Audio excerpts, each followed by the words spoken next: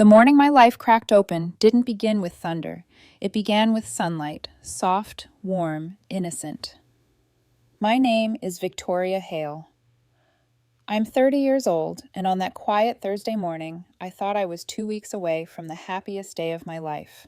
Our apartment was still filled with scraps of wedding planning, color swatches taped to the fridge, little sample candles on the counter, the mock-up of our invitation sitting neatly on the table with Victoria and Andrew printed in gold. I remember thinking how surreal it felt, how lucky, how ready. Then his phone buzzed. Just once. A tiny vibration against our marble countertop, a sound I'd heard 1,000 times before. I almost didn't look. I wasn't snooping. I wasn't suspicious. I was stirring oat milk into my coffee, half thinking about the seating chart. But the screen lit up bright in the morning light. Marissa Redhart. Last night was a mistake, but God, what a mistake. My hand froze on the spoon. The world didn't slow. It simply stopped, like someone had pressed a thumb against my windpipe. The spoon slipped from my fingers, hitting the edge of the mug with a dull clink. I felt heat crawl up my neck, a flush of cold panic spreading through my chest. Marissa Redhart, his ex. His complicated ex, the one he insisted never really meant anything, the one he'd only stayed friends with for the sake of closure. My stomach flipped violently. Almost without thinking, I picked up the phone. His password was the date of our anniversary, the little ritual he'd insisted on. Romantic, sentimental, now suddenly nauseating. The lock screen opened instantly, and then the world became text bubbles. Marissa, 2 more weeks and you're all mine. Marissa, can you really go through with marrying the stable girl? Marissa, she's sweet, sure, but she's not you. Not really you. Andrew, I know. It's killing me. I'm stuck talking about mortgage rates with her like I'm already dead inside. Everything warm inside me dissolved. 5 years. 5 years of holidays, vacations, shared dreams, little rituals. 5 years of believing I was building a future with a man who loved me. My heart hammered so loudly it drowned out the coffee grinder, the ticking of the clock, even my own breath. And then the front door opened. V, I'm home. You will not believe the deal I got on those miniature champagne bottles, practically gave them away. His voice light, excited, utterly unaware, floated into the kitchen. I didn't move. He entered with 2 bags in his arms and a flushed, triumphant grin on his face. He set the bags on the table with a rustle, then froze when he finally noticed me. V, what's wrong? I turned the phone toward him, the screen glowing with his betrayal. His face drained of color. For a moment, we just stared at each other, suspended in a terrible silence. Not the loud silence of anger, something colder, something final. Who is Marissa? I whispered. My voice didn't even sound like mine. His panic was instant, wild, frantic. V, it's really not what you think. She's being weird, okay? She's been obsessed for a while. This is nothing. Seriously. Nothing. Last night was a mistake, but God, what a mistake. My jaw tightened. I could barely feel my hands. Andrew, I said quietly. Were you with her last night? His mouth opened, closed. Then came the excuses, messy, desperate. It was a work thing. A celebration. I had too much to drink. She kissed me first. I didn't want to, but it was just a moment of weakness. It meant nothing. Weakness. Nothing. Every word made something inside me calcify. I felt myself withdraw, like my soul was stepping back while my body stayed frozen. And then he said it, the line that severed something permanent between us. Victoria, don't ruin the wedding. Not. I'm sorry. I hurt you. I made a horrible mistake. No, just don't ruin the wedding. His eyes glistened, frantic and entitled all at once. Please, V. We've planned this for a year. My mom is already stressed. The vendors, the guests, please, don't do this to us. Us! I stared at this man, my fiancé, and saw him clearly for the first time in years. He wasn't fighting for me. He was fighting for the performance. And I was done performing. I placed his phone gently back on the counter, as carefully as if it were something toxic. He reached for me, but I stepped back. The motion was small, but it broke him. I watched panic swallow his expression. I didn't raise my voice. I didn't cry. I didn't scream. A strange calm washed over me, icy, steady, precise. Without a word, I walked past him down the hallway into my office. I closed the door softly. The click of the latch felt like a full stop at the end of a chapter. I stood there in silence, heart pounding, palms trembling. The pain was beyond tears. It was too deep for sound. But clarity came sharp as glass. I sat at my desk, opened a blank page, and began making a list. Not dreams, not vows. A plan. 1. Pack essentials. 2. Contact my best friend Danielle. 3. Cancel my half of the wedding. 4. Change honeymoon tickets. 5. Write the letter. With every item I typed, my heart steadied. This wasn't escape. This was rebirth. I picked up my phone and dialed Danielle. She answered halfway through the first ring. V, everything okay? No, I whispered, but it will be. Her voice sharpened instantly. Tell me what happened. And for the first time that morning, I exhaled. Danny, Andrew cheated. A quiet breath on the other end. Then I'll be there in 10 minutes. Don't open the door unless it's me. I closed my eyes, letting the calm settle into my bones. The woman who woke up this morning was dead. And the woman who sat here now, steady, cold, determined, was about to save her own life. Danielle didn't speak at first. When she walked into her apartment with me trailing behind her like a hollow shadow, she just reached out, squeezed my hand, and nodded. It was enough. I didn't need comfort. I needed clarity, and I had it. We started packing the moment we stepped inside her place. My suitcases were already in her car, but there were still a few essentials I had to grab from our office calendar, my work bag chargers, my makeup kit, things that filled the spaces of my daily life. Danielle moved with silent precision beside me, handing me clothes, folding what I couldn't bring myself to touch. I'm not going back there, I murmured, mostly to remind myself. You're not, she said. You're moving forward. When everything I needed was zipped away, she exhaled softly. Okay, you ready? No, yes. It didn't matter. I nodded. We drove back to the apartment at sunrise. The building was quiet, the hallway still and echoing. I opened the door with my key as quietly as possible. Andrew was asleep on the couch, curled on his side like a child, his phone in his hand, even in his dreams, as if he was already trying to reach someone who could save him. I walked into the kitchen, pulled out a sheet of paper, wrote the 4 sentences with a hand that didn't tremble anymore. Andrew, I will not be attending the wedding. You made your choice. I've made mine, Victoria. I placed the note beside the coffee machine, the place where our mornings started, the place where our mornings ended. Then I left. Danielle drove me directly to the airport that afternoon. No hesitation, no tears, no goodbye text, nothing.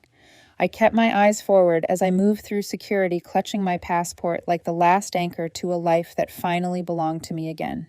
When the plane took off, the jolt of ascent felt like a cord snapping clean between past and future. I watched the city shrink below me until it blurred into a soft smear of color and light. I didn't feel grief. I didn't feel anger. Only an expanding quiet like space opening inside my chest. Bali felt like stepping into a dream someone else made for me, but somehow exactly what I needed. The air was warm and fragrant, thick with salt and flowers. My resort sat perched on a cliff overlooking a glittering sea. It felt ancient, peaceful, untouched by weddings, expectations, or men who made promises they couldn't keep. And so, on the morning I was supposed to be a bride, I sat on a lounge chair, watching the sun rise over the ocean. Each wave rolled in with a softness that made my heart ache in the gentlest way. I wrapped my fingers around a cup of strong Balinese coffee and let the warmth soak into me. Then my phone lit up. Unknown number, 29 missed calls. I ignored it and took a long, slow sip. Another notification. A message from a number I didn't recognize. His mother. You owe us an explanation. Call me immediately. I set the phone down like it was something poisonous. The breeze was light. The horizon was turning from gold to pink. Somewhere behind me, someone played a bamboo flute. More messages came. His sister, his aunt, one bridesmaid. 3 numbers I didn't know. Someone from his family group chat. Blame disguised as concern. Accusations disguised as confusion. Not one message offering me the slightest humanity. I turned the phone face down again. Then it buzzed once more. A name I welcomed. Danielle, they are absolutely losing it. My smile was small but real. She sent updates in bursts. Guests were milling around with confusion. The venue coordinator was sweating through her blazer. Andrew's mother was yelling at the florist. The band refused to set up because half the payment was missing. People were whispering, wondering where I was, wondering what he did. Another message. He's crying in the groom's room. His mom keeps saying you're unstable. This is wild. A strange, distant amusement flickered in me. Not satisfaction, just the bitter comedy of predictable people behaving predictably. Then Danielle wrote again. V. He's walking out, alone, and he's holding your letter. I closed my eyes for a moment, let the ocean fill my ears.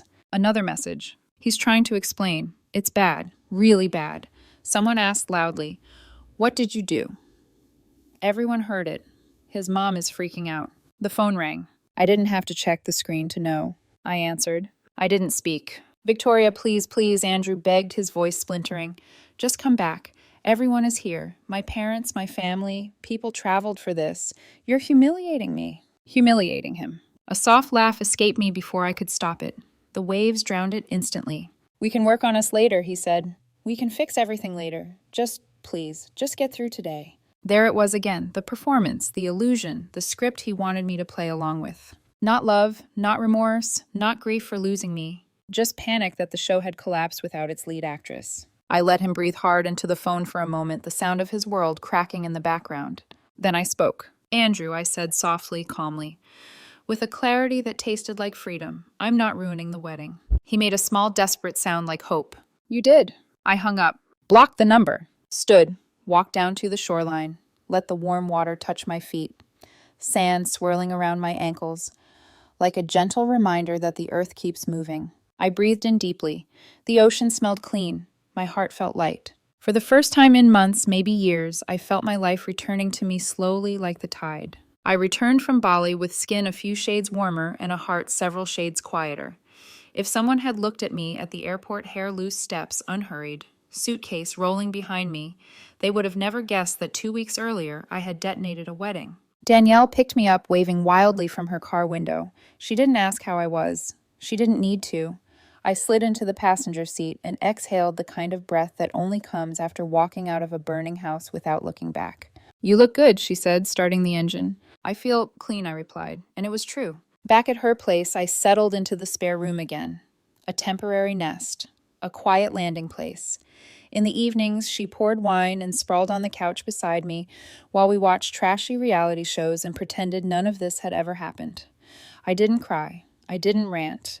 I didn't reread the texts. The storm had already passed.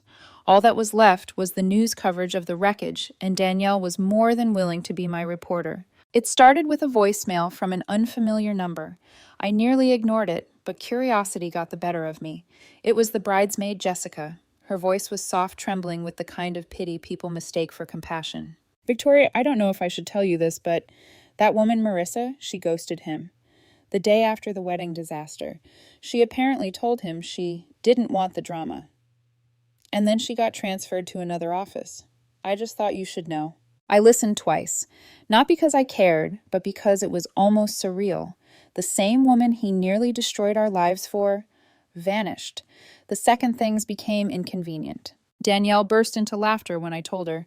Then she shook her head. Karma's not subtle, she said. The updates didn't stop. At work, he was a walking scandal. His affair had technically happened with a subordinate. The HR violation alone was enough to jeopardize his job. Add the public humiliation, the meltdown, the whispers. A perfect storm. Within a week of my return, Danielle came home with eyes sparkling like she'd heard the juiciest gossip ever. Guess who was quietly asked to resign? I didn't even pretend to be surprised. Let me guess, Andrew. I'm the victim.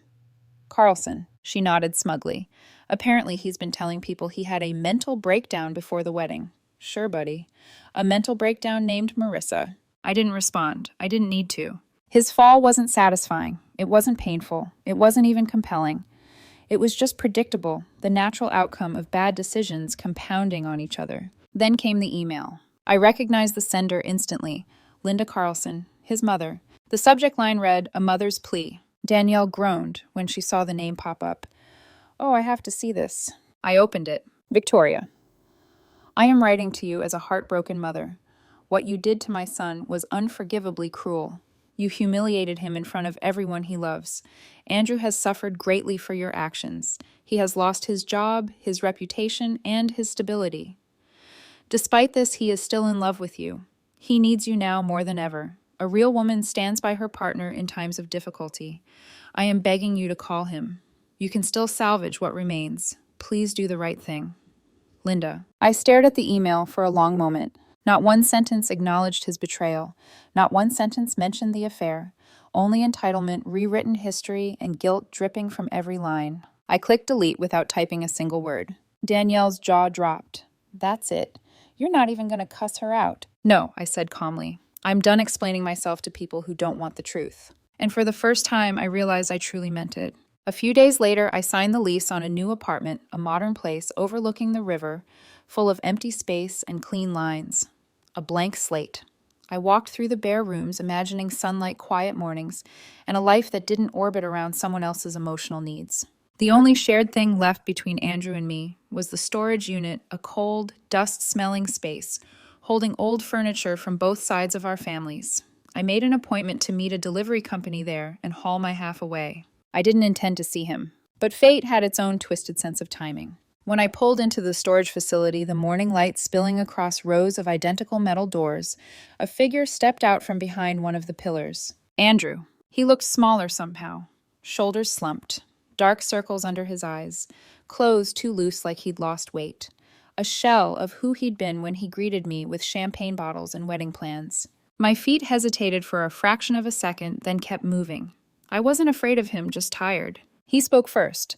I got the email saying you were clearing your stuff today. I unlocked the storage unit without acknowledging the tremor in his voice. So I came, he said. I see that I answered, lifting one of my grandfather's old chairs into the truck bed. My voice was steady, detached. He swallowed. I lost my job. I heard. It wasn't my fault. HR blew it out of proportion. Marissa, don't, I said sharply. Don't say her name to me again. He flinched. My parents are furious, he continued. They said I ruined everything. You did, I replied simply. His breath hitched like the truth physically hurt him. I'm a joke, he whispered. Everyone's talking about me. Everyone thinks I'm Andrew. I turned toward him fully for the first time. You're not a joke. You're just someone who made choices you didn't think would ever catch up to you. His eyes filled desperation, twisting his features. Don't you miss it? He choked out. Don't you miss us? There it was, the question I knew would come. I looked at him, the unraveling man I once planned to marry, and felt the most unexpected thing of all. Absolutely nothing. No, I said softly. I don't. He stared at me like I'd stabbed him. I miss the woman I was before you lied to me, I continued. Before you made me small. Before I stopped recognizing myself. I don't miss us. I miss me. Silence stretched between us, heavy but clean. Final. I lifted the last chair into the truck, closed the door, and dusted off my hands. I wish you well, I said gently, and I hope one day you learn something from this. But don't contact me again. I got into the truck, started the engine, and drove away without a glance in the mirror. I didn't need to see if he broke down. I didn't need to see if he watched me go. He was already in my past. And for the first time in a long, long time, my future felt wide open. My new apartment smelled like fresh paint and possibility. I spent the first night sitting on the floor with a takeout container watching the city lights flicker across the river. Every sound was new. Every shadow belonged only to me. The silence didn't feel empty anymore. It felt earned. For the first time in years, I slept without waking to someone else's breathing or someone else's expectations. No wedding countdown. No emotional minefield waiting in the next room. No pretending. Just me. The following week settled into a strange rhythm. I worked unpacked boxes slowly and relearned the rituals of living alone. Coffee tasted better. The mornings felt wider. Even choosing a new set of dishes in a store felt like reclaiming territory I hadn't realized I'd lost. And yet a small part of me braced every time my phone buzzed, half expecting Andrew to break the silence, to try one more time to drag me back into his orbit. But he didn't, not at first. It happened on a Wednesday evening. I was coming home from work, keys in one hand, a small bouquet of yellow daisies in the other, a gift to myself because I could. I found a note taped to my apartment door. His handwriting. My stomach tightened, not from fear, but from something colder, exhaustion. I peeled the note off and read it. V, I need to talk to you. One last time, please. A. I stood there for a long moment staring at the looping letters. He knew where I lived now. That alone told me this wasn't over for him. I took the note inside, set it on the counter, and made tea. I didn't panic. I didn't call Danielle. I didn't crumble. I simply waited. The knock came 20 minutes later. I opened the door. There he was. Andrew stood in the doorway like a shadow of a memory, thinner, unshaven, hollow-eyed. He looked like someone who had been sleepwalking for weeks. His suit was wrinkled, his hair unkempt, but his eyes were full of something between regret and desperation. Victoria, he said softly. I stepped aside without inviting him in, but allowed him to enter. The contrast between him and the serene apartment felt almost theatrical. He looked around at the minimal furniture, the soft lamps, the river view. This place is different. It's mine, I said simply. He swallowed hard.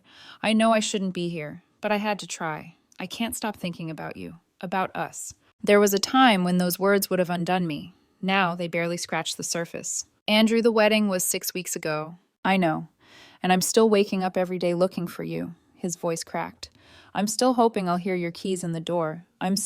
You're hoping for the woman who planned your wedding, I interrupted gently. Not the woman standing in front of you. He winced like I'd slapped him. I messed up, he blurted. I know that. I ruined everything. I was stupid. I was selfish. I thought I'd never lose you. You already had, I said quietly, long before you realized it. He stepped closer.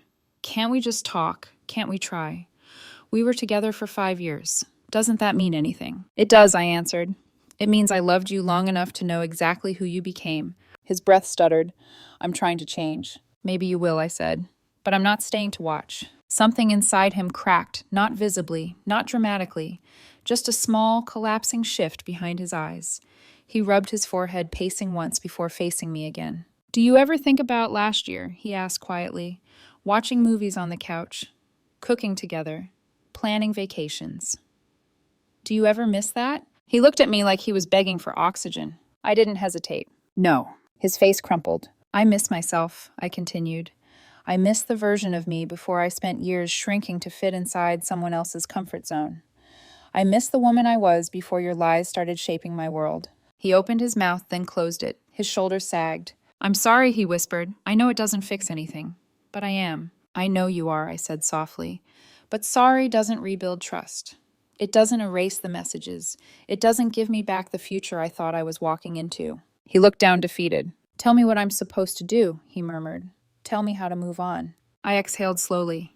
You stop waiting for me to save you. I'm not your anchor anymore. The silence between us felt final, like a curtain lowering. He nodded once, a tiny broken gesture of acceptance. I guess this is goodbye, he said. It already was, I replied. He didn't argue. He didn't beg again. He simply turned and walked out of my apartment, closing the door behind him, with a soft, hollow click that sounded too familiar. But this time it wasn't an ending that crushed me. It was an ending that freed me. I stood alone in my living room, the twilight spilling across the river, my apartment glowing in warm lamplight.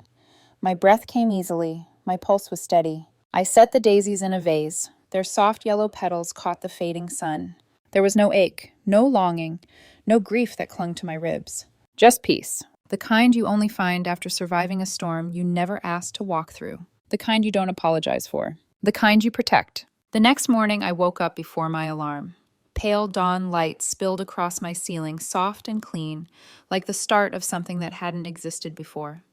For a moment I stayed under the covers, listening to the quiet hum of the river outside my window. It sounded like breathing, like the world reminding me it was still here, that I was still here. I made coffee slowly, deliberately, the way I used to before life became a checklist of wedding tasks and emotional triage.